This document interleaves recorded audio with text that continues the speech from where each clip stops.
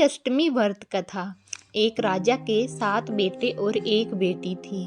उसका नाम बींझा बेटी था। अहोई अष्टमी के दिन सास ने बहुओं को मिट्टी खोदने के लिए भेज दिया। पीछे से ननंद भी संग लग गई।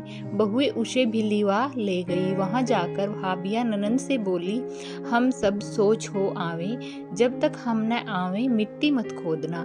ननंद को समझाकर वे सातों बहुएं चली गई। उनके जाने के बाद बींझा बेटी मिट्टी खोदने लगी। मिट्टी में से स्याऊ के बच्चे निकले, वह उन्हें काटती गई। इस तरह 6 बच्चे मार डाले तो स्याऊ माता खाऊ खाऊ करती निकली।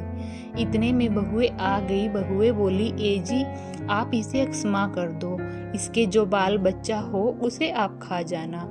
श्याऊ ने उसे क्षमा कर दिया और बोली, ठीक है, मैं इसकी कोख को बांधती हूँ। बड़ी बहू बोली, ठीक है। छोटी बहू ने सोचा, यदि ननंद की कोख बंध जाएगी तो सासू जी गुस्सा करेगी। उसने स्याऊ से कहा, आप इनकी कोख मत बांधो, इनके बदले मेरी कोख बांध दो। श्याऊ ने कहा, ठीक है, मैं तेरी ननंद को छोड़ देती हूँ, परंतु जब भी छोटी बहू के बच्चा होता तो श्याऊ आके खा जाती। इसी तरह श्याऊ ने उसके 6 बच्चे खा लिए। जब उसके 7वां बच्चा हुआ तो उसने एक पड़ोसिन से पूछा कि कोई उपाय बताओ जिससे मेरा यह बच्चा बच जाए। पड़ोसन बोली, अपना घर लीप पोत कर उसमें श्राद्ध नान अन्न की रखना, एक तरकारी की रखना और पानी भी। जब स्याऊ आए और खा पी चुके तो कहना, आओ सासू जी जूं देख दूं। जब भी जूं देखे तो उसे समय अपने बच्चे को नोच लेना। जब बच्चा रोए और श्याऊ पूछे कि बहू बच्चा क्यों रोता है, तो कह देना कि तुम्हारी कान की बाली मांगता है। छोटी बहू ने ऐसे ही किया।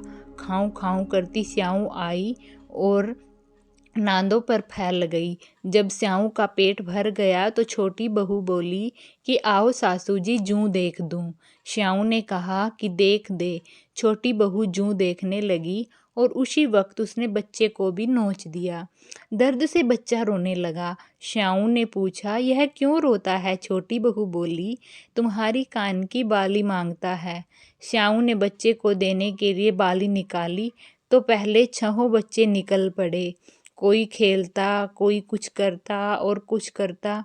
श्याऊ ने कहा, बहू तूने तो मुझे लूट लिया, पर तूने मेरी इतनी सेवा की, चल मैंने तुझे माफ किया।